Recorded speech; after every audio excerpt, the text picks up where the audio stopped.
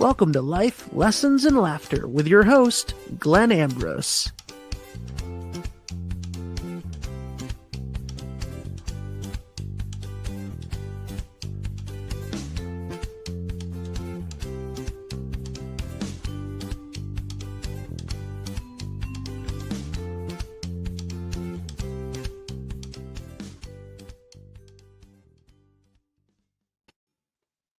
Hello, all my sinners and saints out there. Here we are again talking. Well, I'm talking, you're listening. So yeah, I was contemplating topics and I've heard this saying concept, whatever you want to call it, before, and I just heard it again recently, and it just, to me, it felt like it really applied to where we are in society right now. I think it's helpful a little bit more than always. It's always helpful, but I think right now in human history, it's a little bit more helpful if we actually choose to apply it. And the saying is, every saint has a past and every sinner has a future. And it's attributed to Oscar Wilde, but it's a concept that's been passed down through ancient wisdom and stuff. So yeah, that's the quote. And I'm sure most of us have heard it before. Either the saying or the concept. And it seems like right now everybody is so focused on picking sides of everything. And trying to find that security in feeling like they chose the right side and they're on the right side of an issue, and like that is really become a huge identity, is just that I'm on the right side. We see it a lot in the spiritual community. I'm on the side of love. So therefore, whatever, man. Like, I mean, see that's the problem, is we're standing going like, if I'm on the side of love, then that means you're on the side of hate or anger or whatever, evil. And then that's really the most important thing. That's the crux of what is chosen to be said from that point forward. The actions from that point forward are all on, I'm in love, so therefore I'm right and I'm good and you're bad. And like, it doesn't, we've done this throughout history. It's one of the sayings that catches my ear is, if we don't learn from history, we're doomed to repeat it. And, most often when I hear that saying, it's people repeating the doom of the past. And they're kind of saying it to pretend that they're not. It's like, or that they've actually learned something, or that, and like, I think, all right, I'm just going to stop on this for a moment.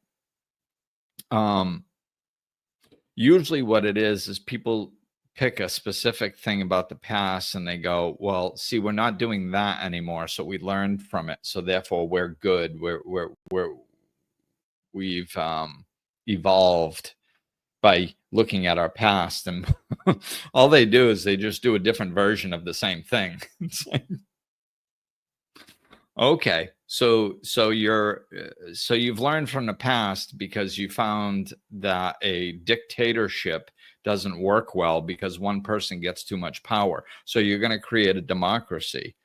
But the democracy is based in a way that funnels upward power. So really all you're doing is you're creating a bigger dictatorship. So you're going to have, and I'm not talking about the current political person in office in the United States, because I know that people are naming the protests and stuff around this mentality. That's not what I'm talking about. I'm talking about like our entire system, our entire governmental system. Instead of having one dictator or one family dictatorship, what we have is about 1,000 dictators, and they all, so they all have power, they all have wealthy lifestyles, they all have lifestyles that nobody else is privileged to, and we go, okay, that's a democracy. It's like, no, it's just 1,000 dictators instead of one. That's all. Instead of one family, you really haven't changed anything, because you didn't change the dynamics underneath. You just changed what it looked like on the surface.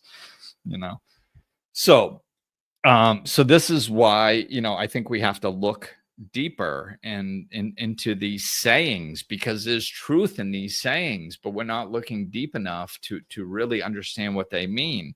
Every saint has a past, every sinner has a future. In this day and age, what we do is we just keep our eyes open for somebody to do something stupid or say something stupid, and then we identify them with that. We're just waiting for people to make a mistake. And now everybody's got their phones, so you can capture it on video and be like, see, there's proof. There's proof. But what people are thinking is it's proof that this person is a jerk.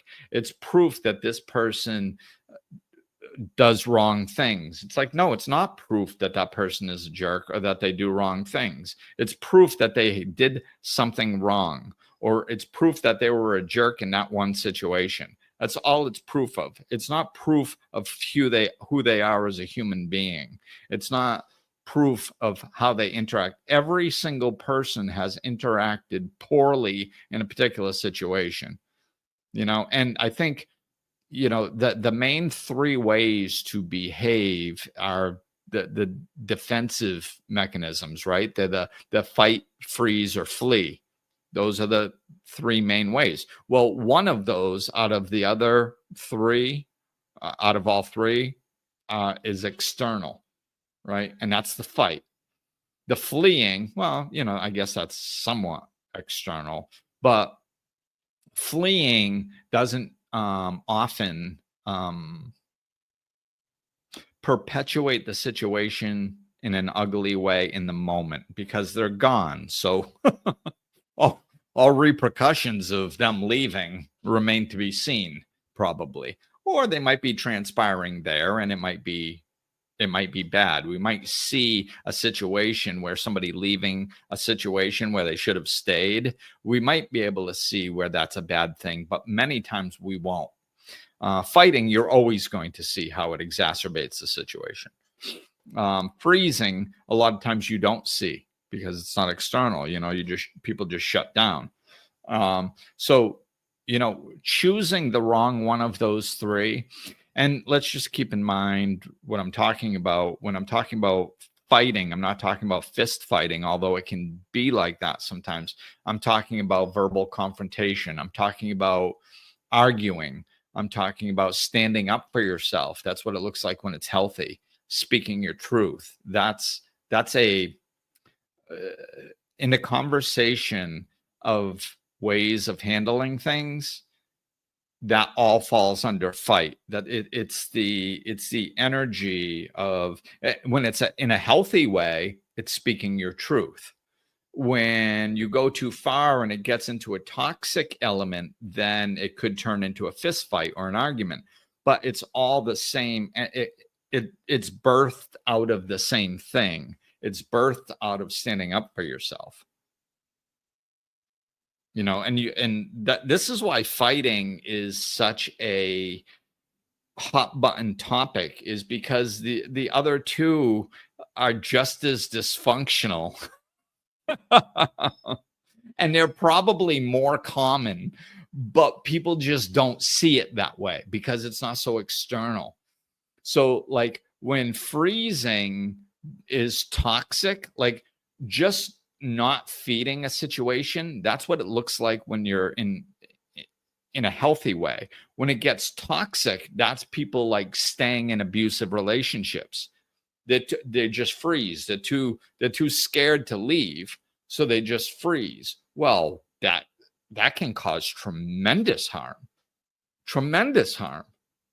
I mean, not only to the person that's in the abusive relationship, but if they have children, now their children are being abused. So now, so you have either a man or a woman that is being abused in a relationship and then exposing their children to it, quite possibly for decades. That's a really bad turnout. That's toxic if you chose to freeze. Fleeing can be healthy, or it can be toxic. You know, if somebody wants to start an argument and you just like, no, you have the right to your opinion. I'm going to get going, and you just leave. Well, that's fine. That's healthy. Nothing wrong with that. You know, but if somebody is, you know, abusing somebody, you know, I use that again as this one. You know, if somebody's abusing somebody and you just choose to walk away instead of speak up, well, you know, somebody could get severely hurt, either physically, mentally, emotionally. They could even be killed. Why? Because you didn't stand up. That's a pretty bad turnout. Right? So my point is that it's not always, you know, it's not always fighting, but it's not always what you see externally to label that can cause tremendous suffering in this world. You know, we wait until somebody lashes out in anger some way, because that's really good for video. Like, it's, you know, somebody walking away. Well, then, I mean, that can be, we can do it. Like, you know, now that it's just, we don't see it as often, and it doesn't capture our attention. But my point is no matter what defense mechanism is your go-to, because we're supposed to be using all three, so, and oscillating depending on the situation to which one's appropriate. But most people have one that they do too much. You know, a lot of people pleasers freeze when instead of speaking their truth, and it causes tremendous suffering throughout their entire lives and lives for other people. It's just, we don't see that so much, but it happens. So when we're looking out at all these different ways that dysfunction and toxicity can play out, usually what happens is we're looking for an external situation, you know, or just one of those ways where somebody didn't do the right thing.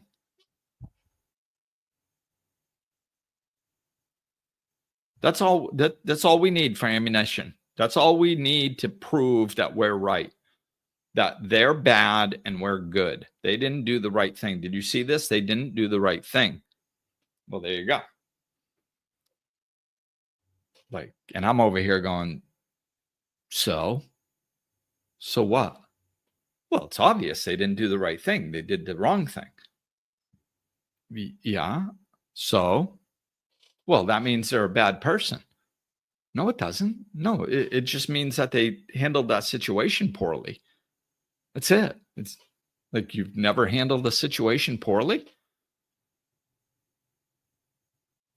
We're so easy to blame and judge and criticize and label. It's exhausting.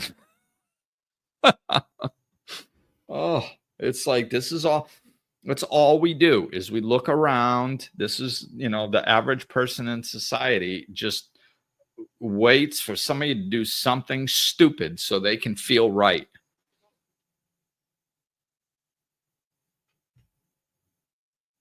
And you're not right. You're not, it doesn't make you a good person. In fact, it makes you a judgmental, negative person. That's what it makes you. Well, yeah, but I'm right, though. I'm standing in love.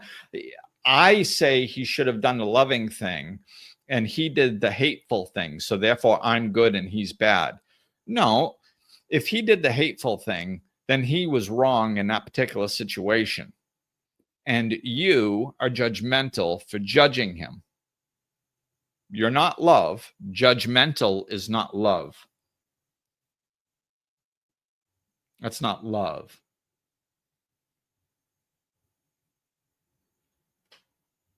Labeling people. It's not our job to judge people. We can assess them. I can see somebody behave poorly in a situation and go, you know what?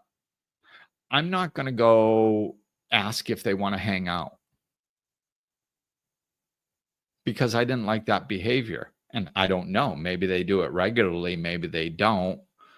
But when I'm choosing friends, I often like to choose people who like to handle situations in healthy ways as opposed to unhealthy ways.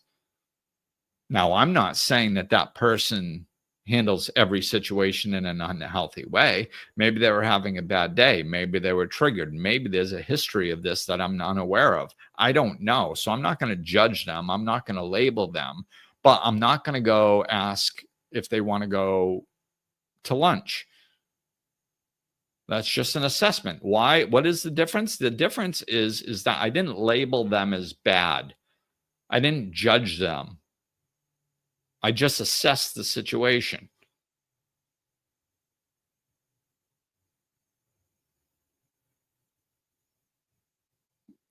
I'm not going to go out to lunch with them. Well, assuming I don't know them already. If I knew them already, then I probably would go to lunch with them, even if they made a mistake and mishandled the situation. Because I wouldn't be judging them. But if I'm going to get to know somebody and the first thing I see is them on leash, well, they might have an anger problem. I don't know. But it's not what I'm looking for. Maybe dating is better. I ain't going to go ask them out. I like to ask out people who seem happy.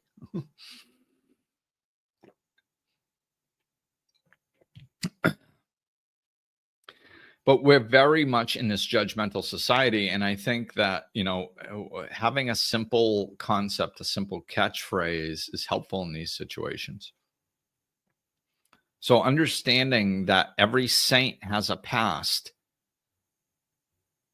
like, these people that we hold up and are like, oh my God, they were such wonderful people that so wonderful that they're capable of connecting with God on a level where they were capable of performing miracles so much that they got into sainthood. Wow. That's a pretty special person. Yeah, and you know what? They threw a rock at somebody when they were a kid. They mishandled the situation when they were an adult. They did. Yeah, even the saint. This person you have up on a pedestal, even them. And when you're looking at the sinners, it's like, oh, they can't become a saint. Nobody's found God through suffering.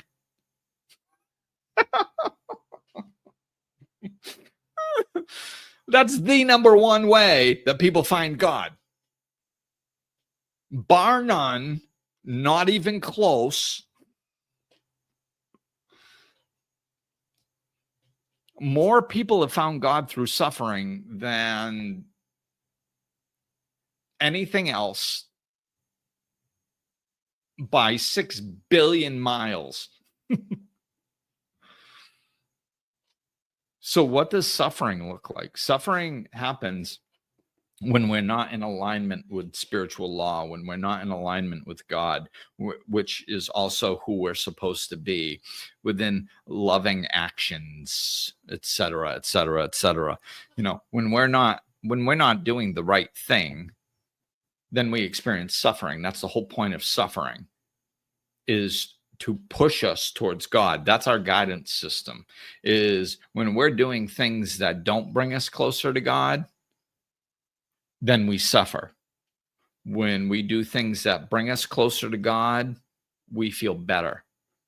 We feel pleasant. things within us. That's the guidance system. So all these all these sinners that we're running around judging and putting down and pointing the finger at so we can feel better about ourselves, because that's what we're doing. We're just trying to enhance our identity of being loving. But we're not acting loving. We're not actually being loving. We're trying to increase our loving identity. What we've done is we've traded in our I'm lost identity, or I'm a victim identity. We've traded that in for a spiritual identity or a good person identity. Oh, I'm a good person. I have a big heart. I'm a good person. I want good things for everyone except him because he's an asshole. Because I saw him yell at his kid and grab him by the wrist and pull him. Abusive jerk.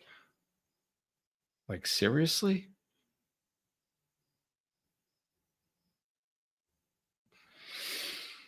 Yeah, but you're a good person.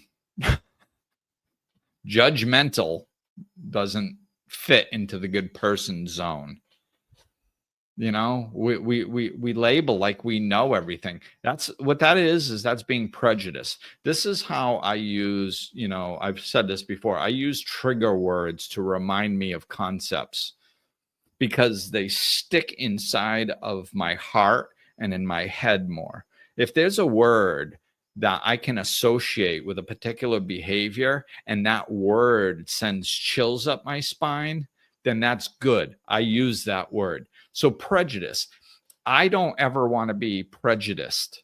I think it's a dirty word. I don't like it. I don't like people who are prejudiced. I don't like the idea of prejudice. I don't like it. So like what I do is I look at that word prejudice. Okay, so since I don't want to be that, hypocrite is another one.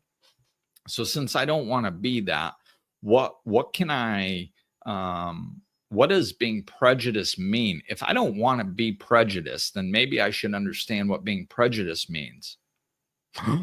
Good idea. Okay, so being prejudiced means prejudging. That's literally what it means. It means judging without all the information. So, like, if you're looking at it as a race thing, then it's them thinking that one particular race is less than another particular race. It shows its prejudice. It shows its prejudgment. It shows its judgment without all the information, because one race isn't better than another race. We're all humans. There's one race. It's the human race. So like thinking that one race is better than another, you're obviously not taking in all the information available and all the information necessary to come to your conclusion. That's why you're prejudiced. Okay. So it's the same thing with this, where we see somebody do something inappropriate, and then all of a sudden they're an inappropriate person. That's prejudiced. Do you know them? Do you know the situation that they were in? Do you know their past? Do you know the past of the person they were interacting with? Do you know all the circumstances of the situation? Do you know what happened to them earlier in the day? Do you know if they're remorseful in their heart or not? Do you know anything other than a 15-second clip on a video that you saw? No. But yet you're able to judge them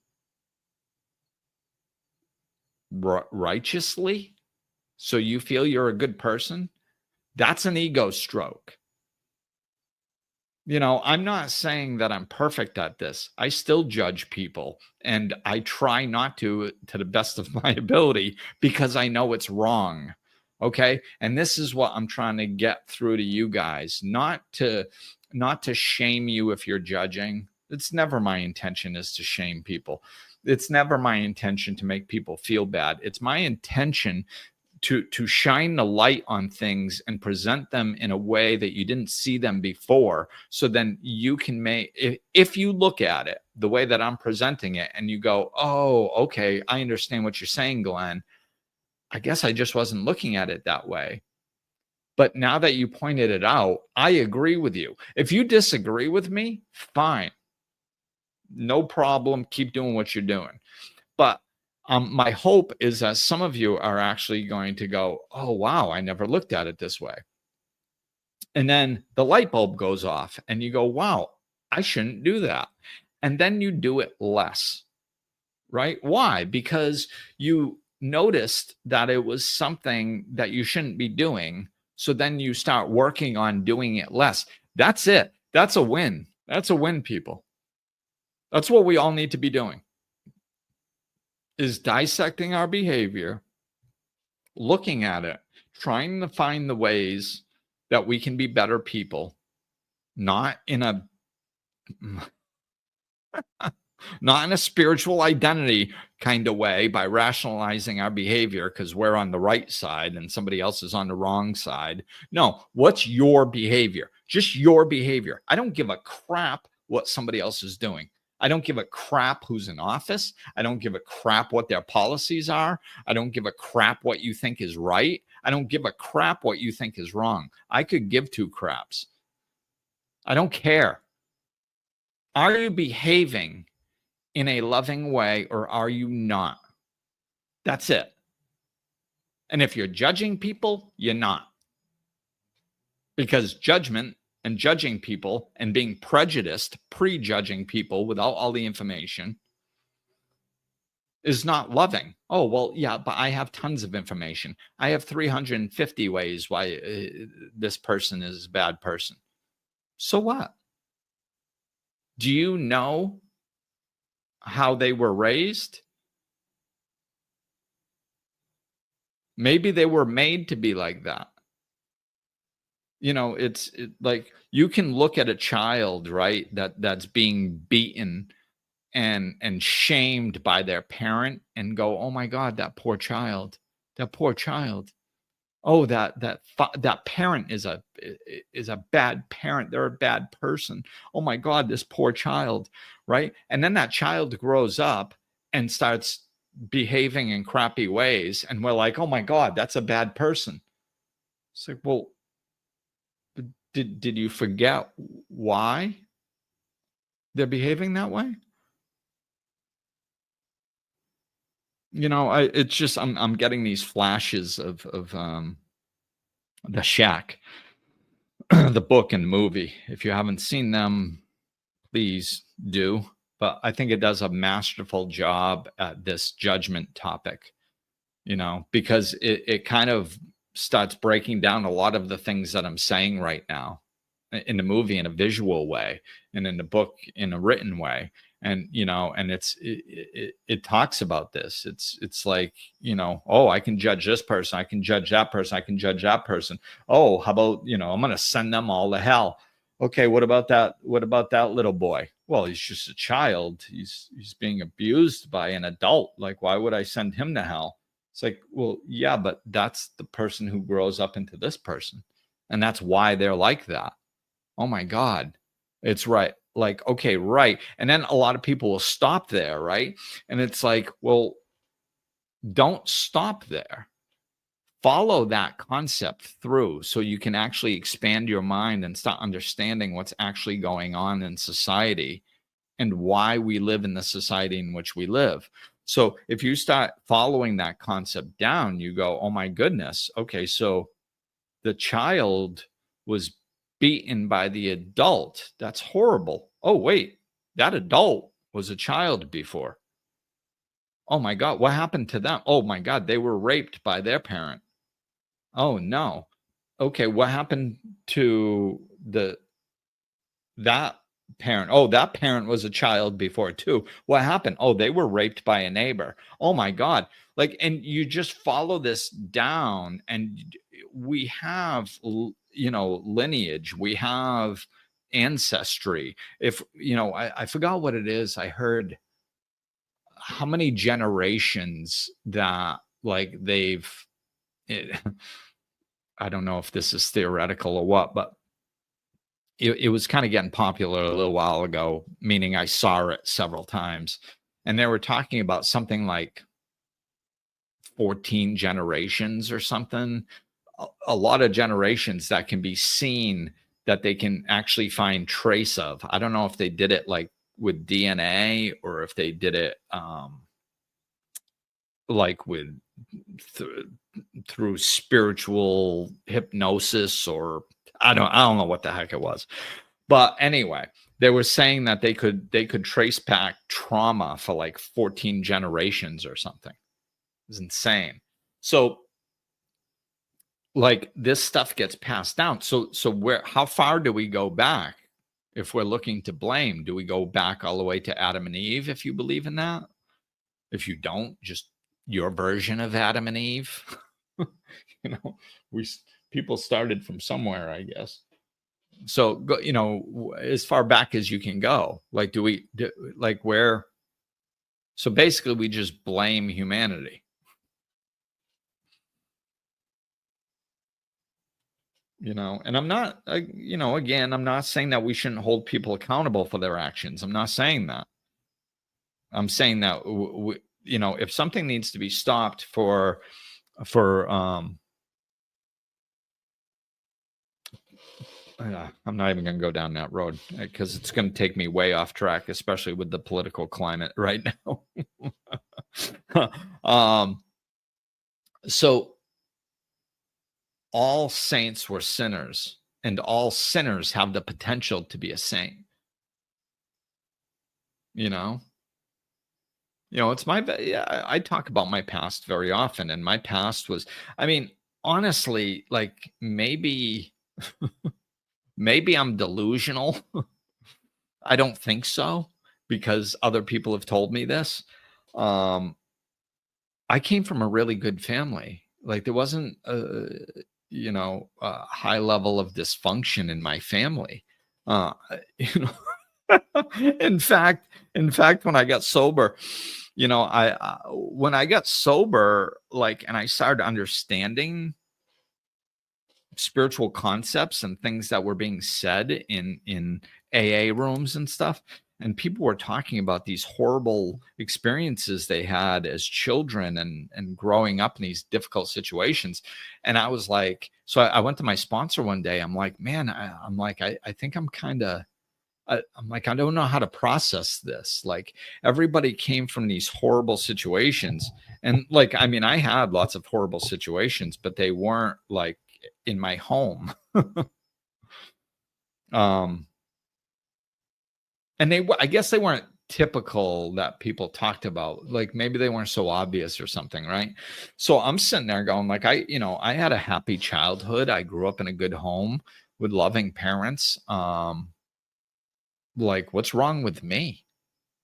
It's like all these people that turned into alcoholics, like you hear about their childhood and you're like, well, no wonder why they turned into alcoholics. Like why did I turn into an alcoholic? Was I the weakest person on the planet? I can't even handle a healthy life. I literally was wondering that, And my sponsor was like, oh, you came from a functional family. Your family was functional. And I said, yeah. And he goes, well, were you in it? And I'm like, yeah. And I had to think about that one for a couple minutes. And like, I think he's saying something here. Oh, if I was in it, then I was the dysfunction. It's like, oh, yeah, good point. And there was lots of truth to that from, by the time I was like 13 or 14, or maybe earlier on. But my dysfunction was just not so obvious. It was just, I had a family that really connected well together, and I didn't. I had, intelligence and capabilities of doing well in school, but yeah, I had this ADHD part where I couldn't sit still. Like, so it's, whatever, year after year after year, it did a number on me, but it just didn't seem that dysfunctional at first. But I mean, as a general rule, I came from a good family. I was like, even all the trouble that I got into later on, some of it certainly crossed the line. Um, but the majority of it, especially in my younger years, which formulated my older years, my younger years, I was just mischievous and couldn't sit still. I wasn't a bad kid. I wasn't trying to hurt other people. I wasn't running around bullying people. I wasn't this, like I wasn't like angry and acting out of lashing out in anger. Um, you know, Not really. I had my little stint with some fights when I was younger, but that was just because I was trying to stand up for myself and was sick of getting beat up. But even that, like as soon as the teacher said, "Hey, Glenn," that I liked was like, "Glenn, you fight too much. You shouldn't be fighting." I was like, "Oh, okay," and I stopped fighting for years. Up until I got back into, that was probably somewhere around fifth or sixth grade, and I didn't really fight. I mean, maybe unless I had to, and it wasn't really fighting, probably more like getting beat up. But like through sixth, seventh, eighth grade, even ninth grade, really, it was just sophomore year where I couldn't take the getting picked on anymore from freshman year and started lashing out fighting sophomore year. But it was a response to something. It wasn't because I was trying to hurt people or I was mean. I was just trying to survive, not getting picked on and get beat up every day, you know?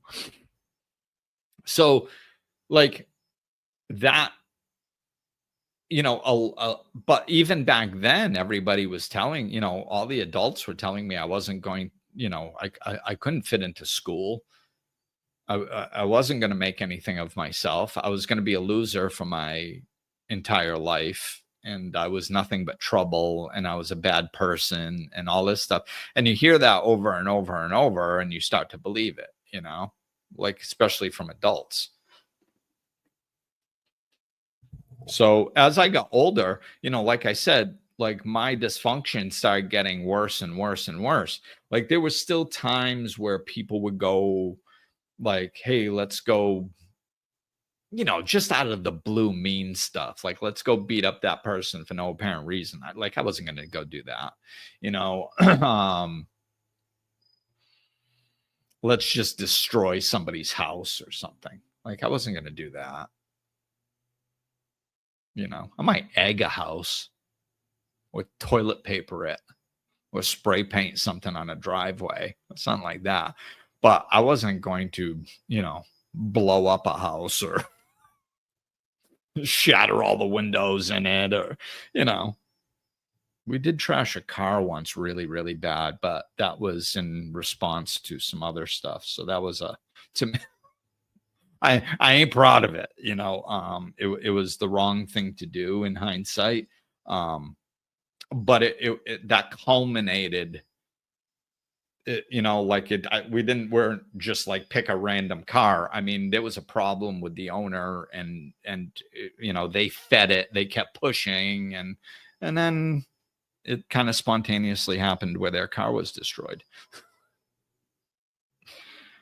What can you do? God knows it's nothing that I would do now, but that's what I mean. Like, so I did this stuff. Like I stole a lot when I was young. I got in a lot of fights. I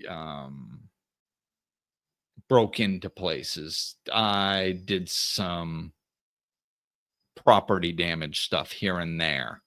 I did some stuff, man. And there's probably more stuff that I'm not thinking of right now, but the point is that I'm trying to make is by all intensive purposes, I was quite the sinner. Oh yeah, and the drugs. Eesh.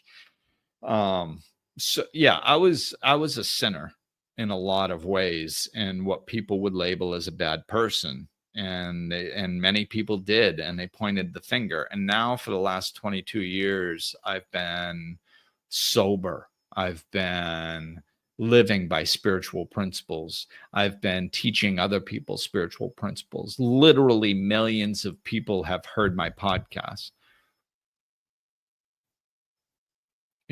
Like I raised my son. I was present, and now I have a wonderful adult as a son.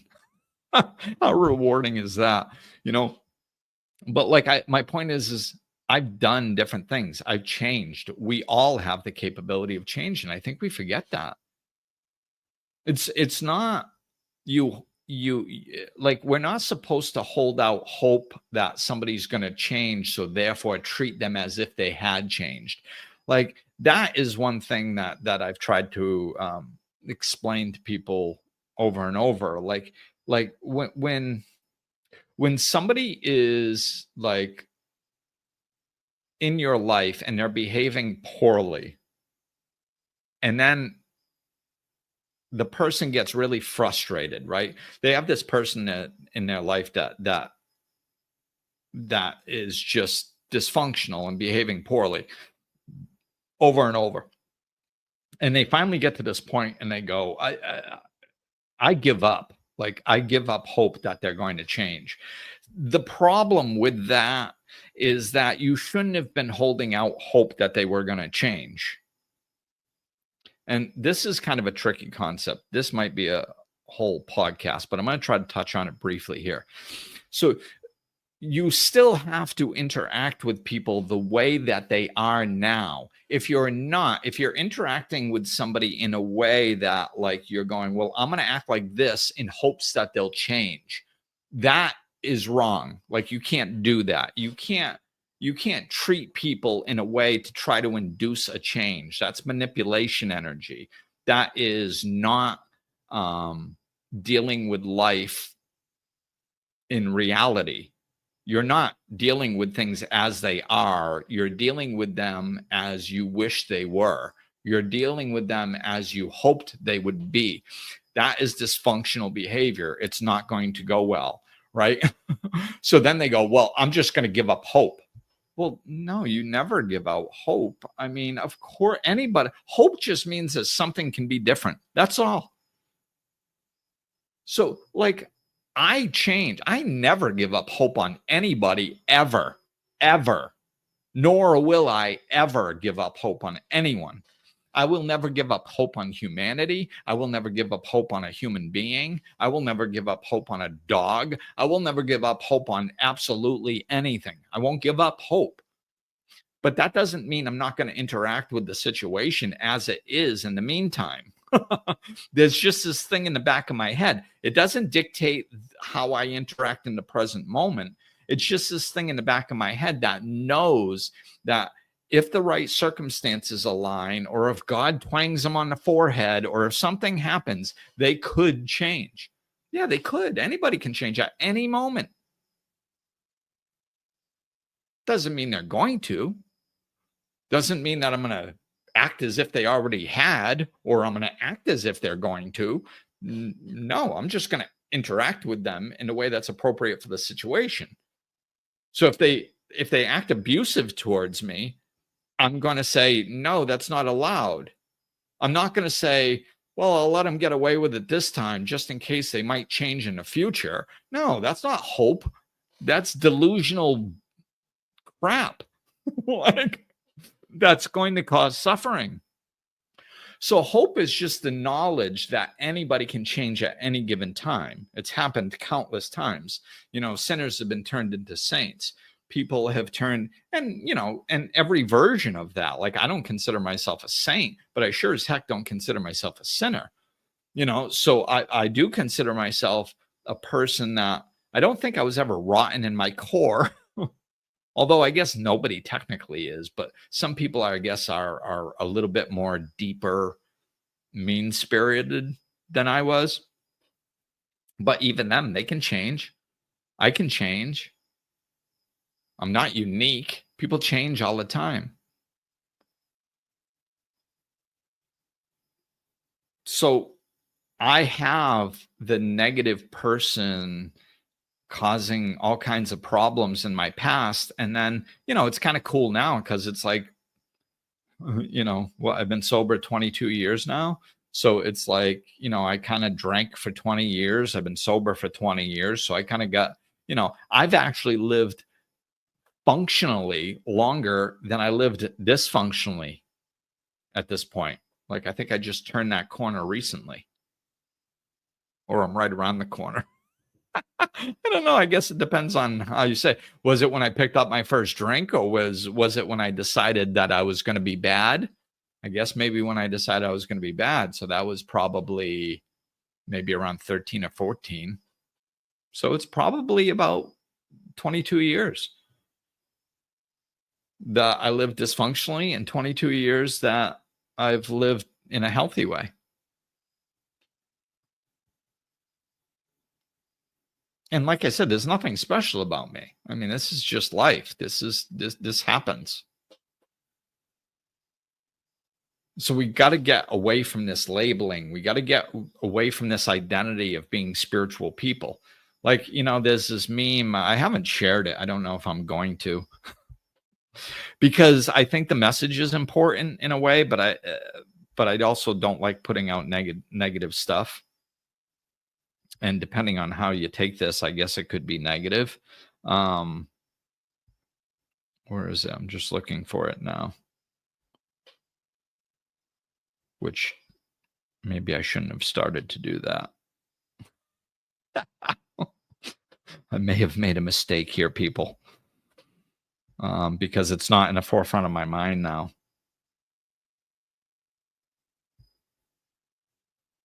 Oh, crap. Yeah, I don't think I should have. Because now I lost it. Damn it. What's that meme? Oh, here it is. Oh, thank God. Thank you. Oh, sorry. God's inside me. Thank you. It's this meme with Charlie Brown and Snoopy. And Charlie Brown says, I thought spiritual people were supposed to be kind. And Snoopy's just laying there on his doghouse looking up in the air. And he says, only if you agree with them. And I just see that too much.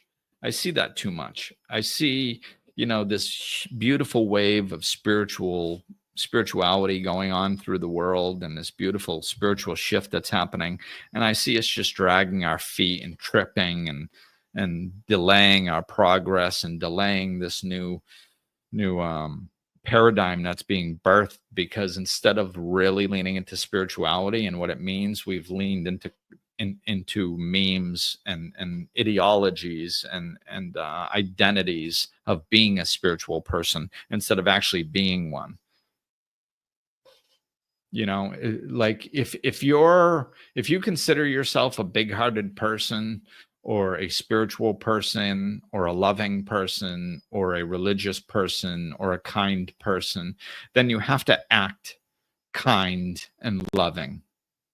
Period. There isn't a shortcut. There isn't a way around. You do not get to act like a craphead because you're standing on the right side of something. You're not allowed to judge others because you're loving. You're not allowed to put down others or shame others because you're a good person. It's not how it works, because then you're not a good person. Why? Because you're behaving horribly. See, this is what we got confused. We think somehow, I don't know, like when I was a kid, they taught us this, and somehow it got lost because it's my generation that we all got taught this and we all threw it right out the window. What's common now is an eye for an eye. What's common now is two wrongs make a right. As soon as we see somebody that's done something wrong, then we think we have the right to do whatever the hell we want to them. Say whatever we want, judge them in any way we want, do whatever we want, shame them however we want, do whatever the heck they want. Why? Because they're wrong. They did something wrong. And we're right. So let's nail them to the wall and crap all over them. And it's all justified because they did something wrong. It's like, no, all that does is it just makes more hate in the world. So when you're standing on your soapbox, like I do, like I'm doing right now, when we're standing up on our soapbox, going like, this person shouldn't be in office, and this person shouldn't do that, and this person shouldn't do this, and they're wrong, and this doesn't make sense, and you're a jerk, and you're just spreading hate.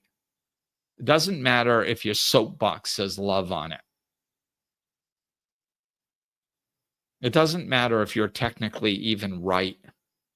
You know what right is? It's just the best way to feed the ego. That's all it is. This is why, as I walk my spiritual path, I try to be right less and less. I try to have that as a red flag and go, when I'm sitting there and I go, yes, there you go. There's proof I'm right. Ooh, what did I just say? Proof I'm right. Okay, Glenn. Well, you know what that means. You're attached to your ego right now because you just want to be right. And you think being right is important, and it's not. No, what's important is being kind, being loving. That's important. Being right is not. Because nobody's ever really right about anything. Because there isn't a right and wrong. There's just your way and my way. There isn't a right and wrong. We forget that. This is why I wanted to talk about this. Like, we're so easy to judge and create this delusional backstory about people. And, this is why we've gotten so far out of control that this is one of the things that boggles my mind to some degree.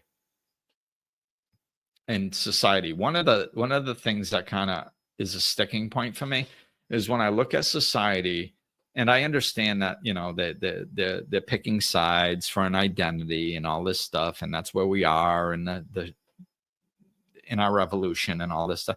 Like, I get all that, but if we slow down for a minute and think about basically what everybody, particularly in the United States and other places around the world, are saying right now, the way most people are thinking and acting is, if you boil it down, basically what they're saying is that half of the country, which is many, many, many people in their own friend and family circles and work circles, have literally gone insane and worshiped the devil. Like, that's basically what people are saying on both sides. On both sides. If you're on the red side or the blue side, then the opposite side has basically gone insane. And dependent on what your religious or spiritual beliefs are, some people are basically saying that means they're worshiping the devil, or some people just think they're crazy, or we've adopted a philosophy in the United States that half the people in the country are clinically insane.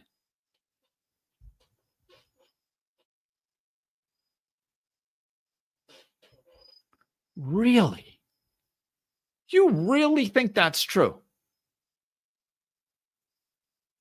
All these people you've known for 20, 30, 50, 60 years, they've suddenly gone insane. They just can't form a cognitive thought. That's actually what you think is transpiring in the country. That's ridiculous. You want to talk about prejudice?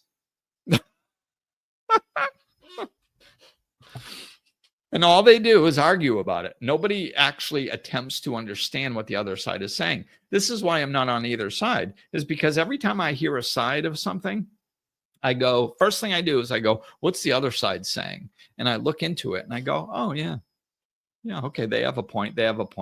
And sometimes I just hover there in the middle, usually. And sometimes I come to a conclusion of my own. Not usually. I don't usually come to a conclusion on my own, because, like, even if I look at one side and then I look at the other side and I agree with one of those sides a little bit more than the other, or maybe even a lot more than the other, I assume that the information that I just gathered when I looked into both sides is about probably 25% of the truth at best. There's 75% of the information that applies to this scenario that I'm not privy to, because I'm not up in the people making the decisions behind closed doors that are hiding all the information from everyone. So why am I going to feel justified or confident in a decision about them? I just figure, like, I just go by feel. Like most of their stuff, it doesn't truly affect us. They just argue over something. It goes one way for 10 years, and then it shifts over to the other way while they're arguing. And then it goes back to the other way, and then it goes back to the other way. And it just goes back and forth. And everybody gets all leaned in and excited when their side wins, and scared and freaked out when their side loses. And then 10 years later, it just shifts, or 4 years later, or whatever. Like, it's just a endless freaking yo-yo. Talk about not learning from history. Just go back and look at look at the same stuff that we're arguing over 20 years ago. We're arguing over the same stuff now. Like, nothing's actually been solved, and it's never going to be solved because nobody's trying to solve it. But we all act like when a decision is made one way or another, we act like it's going to change our lives. And ay Dio mio, just take control over your own life. Stop handing your power away. So yeah, this one was kind of, I think this one was kind of all over the place. It's just, because this is what happens when you open this door of sinners and saints. Like, nobody is right, nobody is wrong. Quit the judging. We just have different perspectives. We're looking at things differently. It's not, just because somebody's on one side, the opposite side of whatever particular issue you think is life and death. Well, that doesn't mean that they're choosing death and you're choosing life. That just means that maybe they don't think that issue is quite as important as maybe some other issues. Or maybe it was explained to them in a different way and they actually have a different take on that particular topic. Who knows? But you wouldn't know because you're too busy judging them and saying, well, if you agree with that, then you're bad. Oversimplifying, not gathering any information, not trying to understand. You actually have to open your mind. The mind is a parachute. It only works when it's open, right? So arguing with somebody to try to prove your point is not research. You actually have to open your mind, and you actually have to have the intention going into a conversation or going into researching something. Your mind has to be open enough to actually absorb alternate information. You have to try to see where they're right. Not because you're going to hop sides, not because you're going to change your mind and suddenly think like they do, just because you have to have an open mind to absorb the possibility of a different way of thinking. That's all. And then once you understand them, then you can go, okay, now that I understand the way they think, it has a logical line of thinking. They're clearly not insane. So there is a way of thinking. Would I like to adopt that way of thinking, or would I like to keep my previous way of thinking? Well, I'm going to keep my previous way of thinking. Okay, that's fine. That's your decision.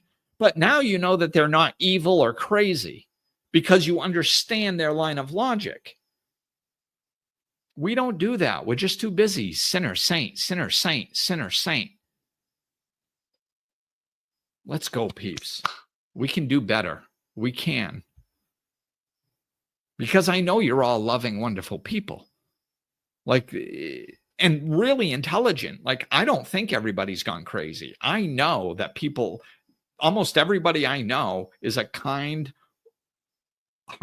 person with a capable brain. That's just how most people are.